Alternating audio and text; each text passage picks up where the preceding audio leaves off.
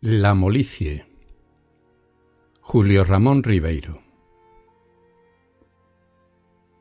Mi compañero y yo luchábamos sistemáticamente contra la molicie. Sabíamos muy bien que ella era poderosa y que se adueñaba fácilmente de los espíritus de la casa. Habíamos observado cómo, agazapada en las comidas fuertes, en los muelles sillones y hasta en las melodías lánguidas de los boleros, aprovechaba cualquier instante de flaqueza para tender sobre nosotros sus brazos tentadores y sutiles y envolvernos suavemente como la emanación de un pebetero. Había pues que estar en guardia contra sus acechanzas. Había que estar a la expectativa de nuestras debilidades. Nuestra habitación estaba prevenida, diríase exorcizada contra ella. Habíamos atiborrado los estantes de libros raros y preciosos que constantemente despertaban nuestra curiosidad y nos disponían al estudio. Habíamos coloreado las paredes con extraños dibujos que día a día renovábamos para tener siempre alguna novedad, o por lo menos la ilusión de una perpetua mudanza. Yo pintaba espectros y animales prehistóricos y mi compañero trazaba con el pincel transparentes y arbitrarias alegorías que constituían para mí un enigma indescifrable. Teníamos por último una pequeña radiola en la cual en momentos de sumo peligro poníamos cantigas gregorianas, sonatas clásicas o alguna fustigante pieza de jazz que comunicara a todo lo inerte una vibración de ballet.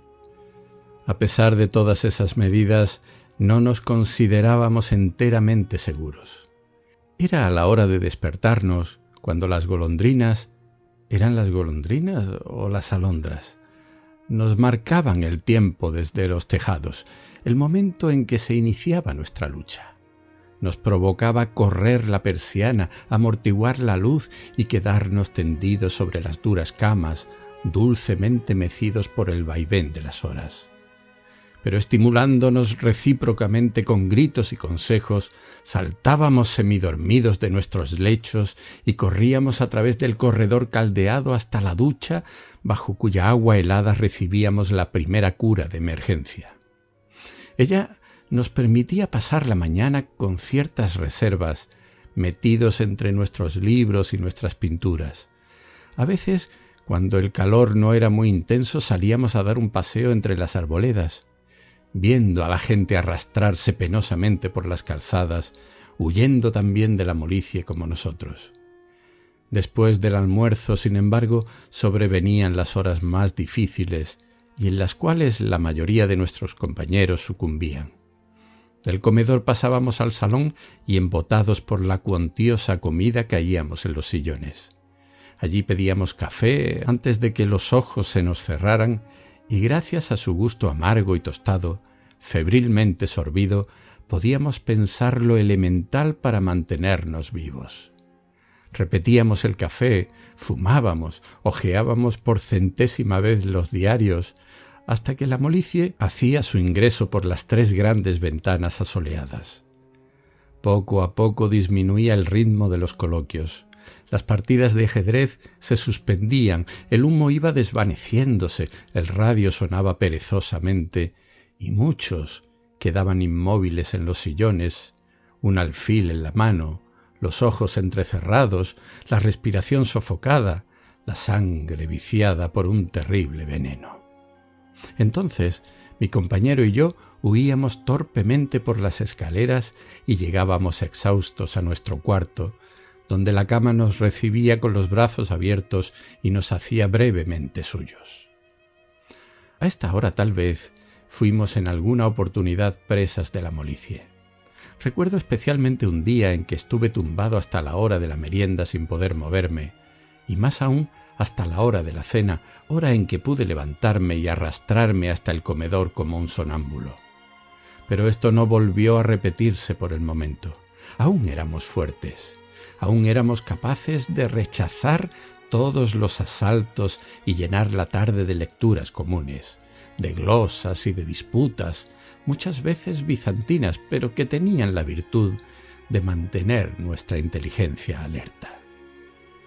A veces, hartos de razonar, nos aproximábamos a la ventana que se abría sobre un gran patio, al cual los edificios volvían la intimidad de sus espaldas.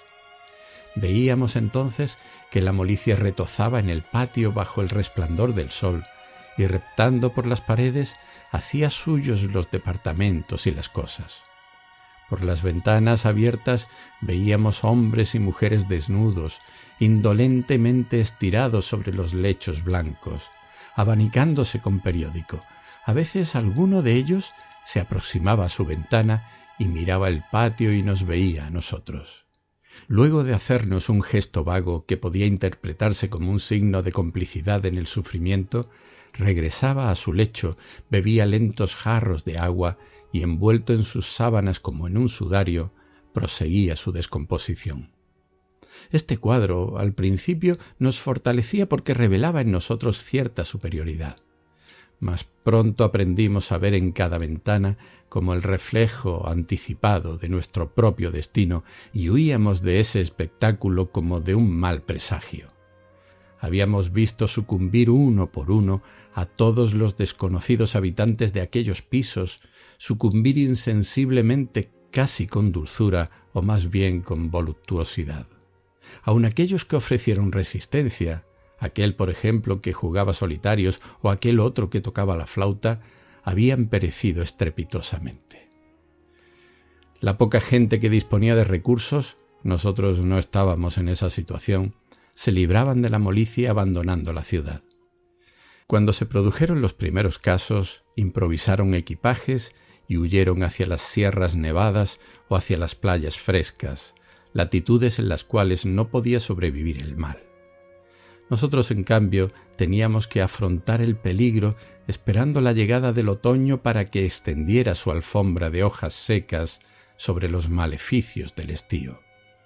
A veces, sin embargo, el otoño se retrasaba mucho y cuando llegaban los primeros cierzos, la mayoría de nosotros estábamos incurablemente enfermos, completamente corrompidos para toda la vida. Las 7 de la noche era la hora más benigna. Diríase que la molicie hacía una tregua y, abandonando provisoriamente la ciudad, reunía fuerzas en la pradera, preparándose para el asalto final. Este se producía después de la cena, a las 11 de la noche, cuando la brisa crepuscular había cesado y en el cielo brillaban estrellas implacablemente lúcidas. A esta hora eran también, sin embargo, múltiples las posibilidades de evasión. Los adinerados emigraban hacia los salones de fiesta en busca de las mujerzuelas para hallar en el delirio un remedio a su cansancio. Otros se hartaban de vino y regresaban ebrios en la madrugada, completamente insensibles a las sutilezas de la molicie. La mayoría, en cambio, se refugiaba en los cinematógrafos del barrio, después de intoxicarse de café. Los preparativos para la incursión al cine eran siempre precedidos de una gran tensión, como si se tratara de una medida sanitaria. Se repasaban los listines, se discutían las películas y pronto salía la gran caravana cortando el aire espeso de la noche. Muchos, sin embargo, no tenían dinero ni para eso y mendigaban plañideramente una invitación, o la exigían con amenazas a las que eran conducidos fácilmente por el peligro en que se hallaban. En las incómodas butacas veíamos 3 o 4 cintas consecutivas con un interés excesivo y que en otras circunstancias no tendría explicación. Nos reíamos de los malos chistes, estábamos a punto de llorar en las escenas melodramáticas, nos apasionábamos con héroes imaginarios y había en el fondo de todo ello como una cruel necesidad y una común hipocresía. A la salida frecuentábamos paseos solitarios, aromados por perfumes fuertes, y esperábamos en peripatéticas charlas que el alba plantara su estandarte de luz en el oriente, signo indudable de que la molicie se declaraba vencida en aquella jornada. Al promediar la estación, la lucha se hizo insostenible. Sobrevinieron unos días opacos, con un cielo gris cerrado sobre nosotros como una campana neumática. No corría un aliento de aire y el tiempo detenido husmeaba sórdidamente entre las cosas. En estos días mi compañero y yo comprendimos la vanidad de todos nuestros esfuerzos. De nada nos valían ya los libros, ni las pinturas, ni los silogismos, porque ellos a su vez estaban contaminados. Comprendimos que la molicie era como una enfermedad cósmica que atacaba hasta a los seres inorgánicos, que se infiltraba hasta en las entidades abstractas, dándoles una blanda apariencia de cosas vivas e inútiles. La residencia, piso por piso, había ido cediendo sus posiciones. La planta inferior, ocupada por la despensa y la carbonería, fue la primera en suspender la lucha.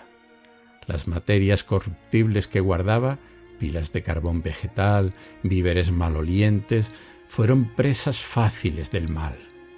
Luego el mal fue subiendo inflexiblemente como una densa marea que sepultara ciudades y suspendiera cadáveres.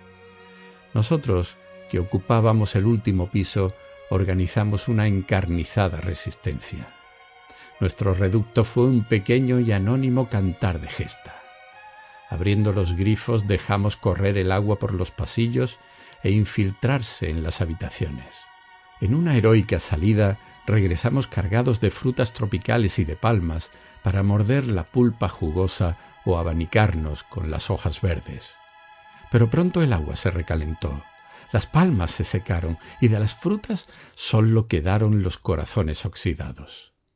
Entonces, desplomándonos en nuestras camas, oyendo cómo nuestro sudor rebotaba sobre las baldosas, decidimos nuestra capitulación. Al principio llevamos la cuenta de las horas. Un campanario repicaba cansadamente muy cerca nuestro. ¿Quién lo tañería? La cuenta de los días, pero pronto perdimos toda noción del tiempo. Vivíamos en un estado de somnolencia torpe, de embrutecimiento progresivo. No podíamos proferir una sola palabra, nos era imposible hilvanar un pensamiento. Éramos fardos de materia viva, desposeídos de toda humanidad. ¿Cuánto tiempo duraría aquel estado? No lo sé, no podría decirlo. Solo recuerdo aquella mañana en que fuimos removidos de nuestros lechos por un gigantesco estampido que conmovió a toda la ciudad. Nuestra sensibilidad agudizada por aquel impacto quedó un instante alerta.